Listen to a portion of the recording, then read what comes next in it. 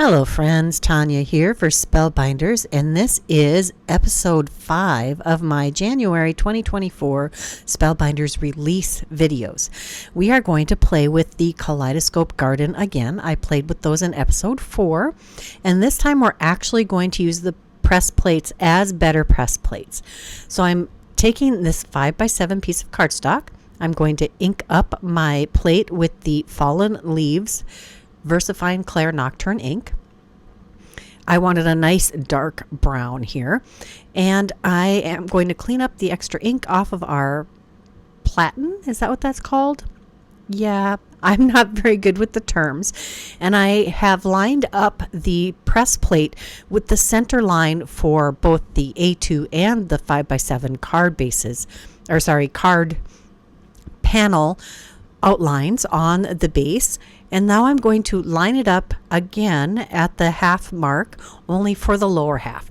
I'm making sure that the orientation of my design is going to be the same on both sides so that we get this beautiful garden of flowers. Now I wanted a blue background, so I had done this on watercolor paper, and I took out my Daniel Smith watercolors, and I'm creating a blue gradient. I started out with a lighter blue, and I am doing wet on dry here, and I just have a really big round watercolor paintbrush. I think this is a size 8, and it is really good at applying color over a large area quickly. I did take a darker color blue and come from the top and bring that downward, and then I mixed a blue and a red to create this deep purpley blue, and I'm coming back and overlaying the medium blue over the top. Now you could stop there. That is a beautiful background, but I just had the itch to paint all of these little details in this floral garden. So I've taken some red watercolor, and I'm adding it to the little heart-shaped flowers on this branch. And I'm just carefully using, I think this is a size 2 brush, round brush, which makes it a lot easier to get our details. Now these are not my best brushes. These are I've been using them for years, and they don't come to an exact point anymore. So I'm not being super careful. I'm just quickly going through each of these different areas and adding color to the flowers. It's very easy to do, and I wasn't even wearing my cheaters. So I'm feeling pretty proud that I stayed pretty much in the lines. I chose a yellow for these little bell-shaped flower branches.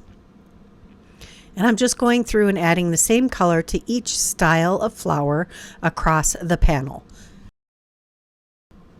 I chose a purpley blue, bluey purple.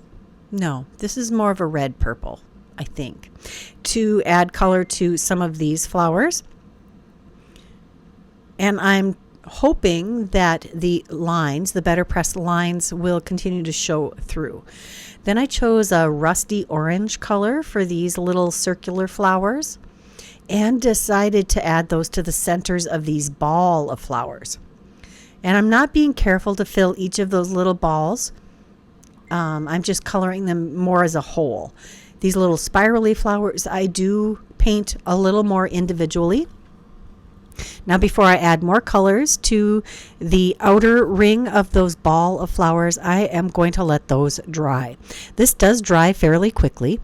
And I did say I'm using Daniel Smith watercolors, and I've actually pulled out 3 of my palettes of Daniel Smith watercolors. Daniel Smith line has close to 200 colors, I believe, including iridescents and duochromes and pearlescents.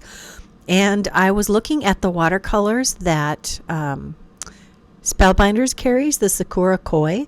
There are 2 sets. There's one that's lots of, I think it's 24 colors, and the second set has metallics and iridescents, and a few not metallic or iridescent colors, and that's also a 24 color palette.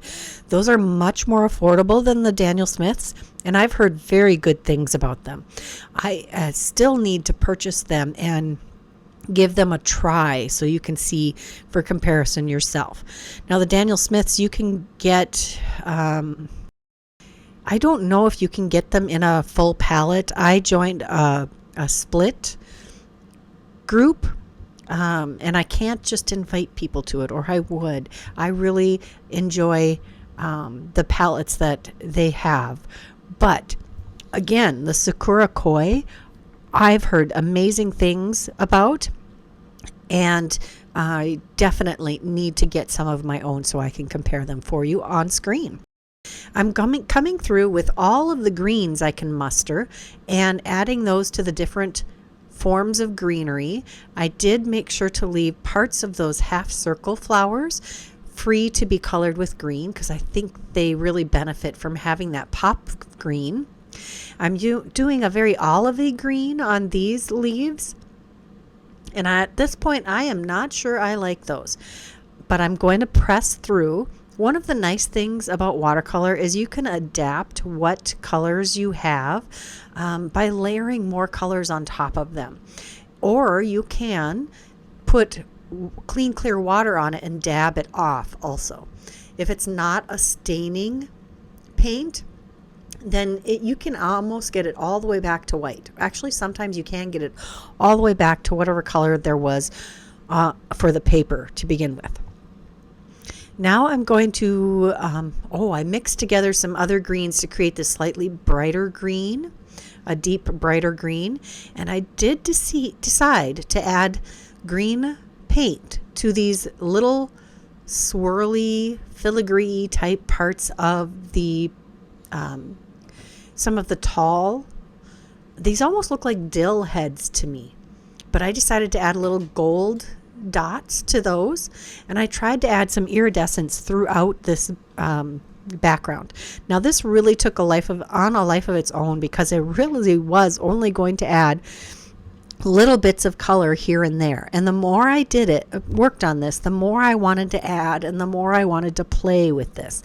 The more iridescence, the more variety of colors. I just had a blast painting this. I'm coming back and adding some little gold centers to these outer flowers. And then I found, still adding centers. I just love that little pop of iridescence here. There's some like little beads on these plants. Adding some colors to these little stamens that stick out the top of the half circle flowers. Finding the rest of these little beads. Now there's about 10 colors in my iridescent palette. Almost half of them are silvers and pearls. But there is this beautiful purple. It's like a raspberry red.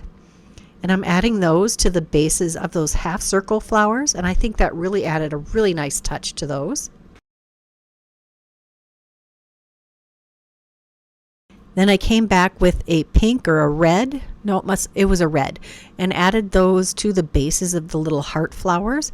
And since those are such small flowers, it does cover most of the flowers, but it's very cute. Then I'm going to add some pink to the bases of these yellow bell-shaped flowers, and I think that might have been my favorite addition. It adds this beautiful sunsetty type of iridescent beauty. I just really love how that blended with the yellow, to be honest. Really loving that. Then I took some green. I have an emerald green that I added to all of the leaves, and it really changed its tone based on what the color of the paint underneath it was.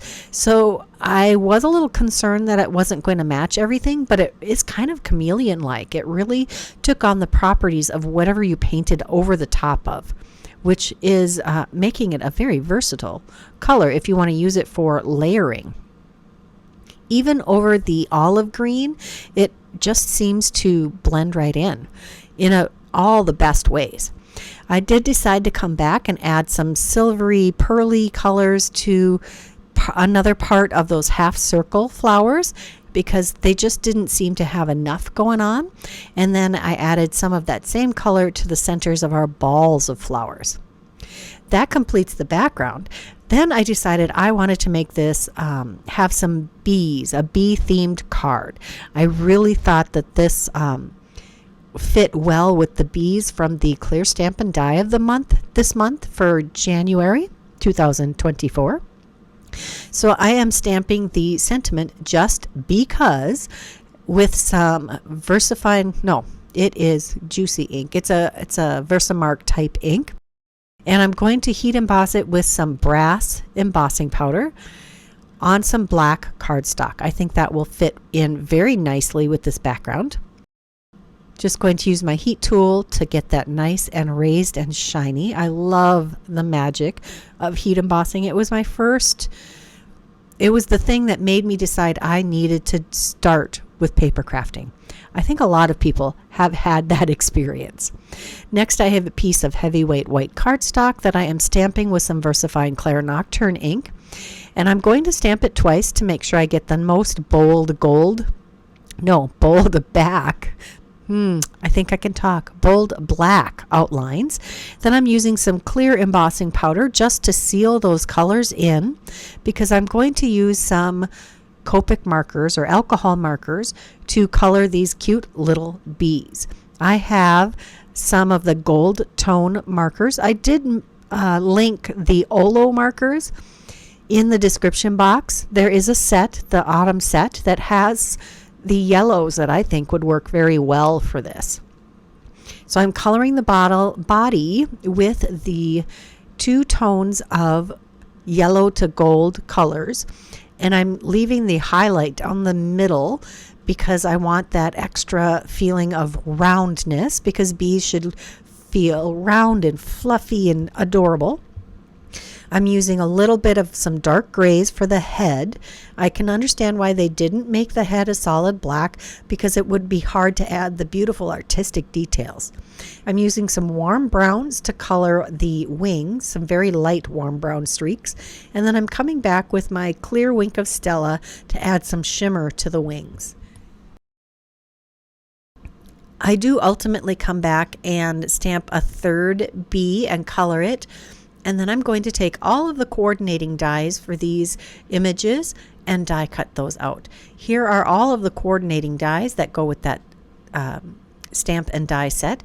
There is a die for all of the sentiments except one, and all of the images.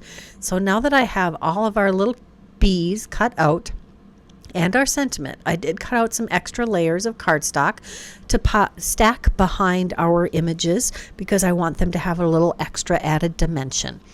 Just going to add the glue behind each of these images and stack them nicely. So I have our 2 opposite facing bees.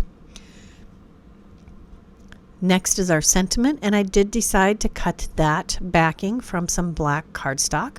I have started to do that more often, use a coordinating color to stack behind our different elements, just so that it is the same color as our image, so it blends in a little better. Time for a little bit of an oldie but a goodie. This is from the December Glimmer of the month, December of 22. So it's just over a year old, and amazingly, it is still available in the Spellbinders shop. I'm going to use some polished brass foil here, and I decided to trim it down a little more so I would have some better luck taping it to this Onyx black cardstock from the Spellbinders shop. Just going to line this up on the card, keeping in mind that I'm going to die cut this, so there needs to be enough space around the heart for it to be die cut. I am placing it on my hot platform, and then I will cut out these other 2 layers. We're going to use that scalloped layer to cut out the Glimmer foiled piece, and we'll use the other heart to cut out a layer to go on top of this. There is our foiled and die cut image, and the white brushed cardstock heart that we're going to layer on top of it. I'm going to add some extra cardstock behind the back of our watercolored panel that is cut down to 4.5 by 6.5 inches. And this is going on a landscape folded, oriented 5 by 7 card. It's still folded and creased at It's a 10 by 7 piece of cardstock scored at 5 inches, but I'm just turning it in a different orientation. So it's going to be a top fold card in this orientation. I'm going to add extra layers of cardstock behind each of the layers of this heart. So we have the black with gold foiling scalloped heart and the brushed white heart that is die cut and popped up there. We'll put our sentiment right in the middle of that. It just says just because. And then we'll take our adorable little bees and add those on each side of this sentiment. Now this bee, I should have put a little bit of extra cardstock behind the tail end of it, but it's okay. It kind of adheres to the base of the card also. To add some extra fun to the front, we're going to use some peach opalescent sequins, and I have just a scattering across some of the painted background and several on the main heart. I thought the heart needed a little extra. You know me, I am so extra when it comes to the fronts of my cards. And then on the inside, we're going to use this Thanks for Just Being You from the You Are Everything sentiments. I am still working on using all of the sentiments from that first impression and die cutting, and I am loving it. They are some really beautiful fonts and some really useful sentiments. There's that third bee I colored and die cut and added to the inside to carry that feeling through to the inside. I hope you enjoyed this video. If you did, please give it a thumbs up. Subscribe if you haven't done that yet. Leave me a comment. Tell me about your watercolor experience or anything else you'd like to tell me about this video. If you're interested in any of the product that I used today, check that description box below. They will be listed and linked, including a link to a visual list. Until tomorrow, or until next time, here are a couple more videos I thought you might enjoy. Bye-bye.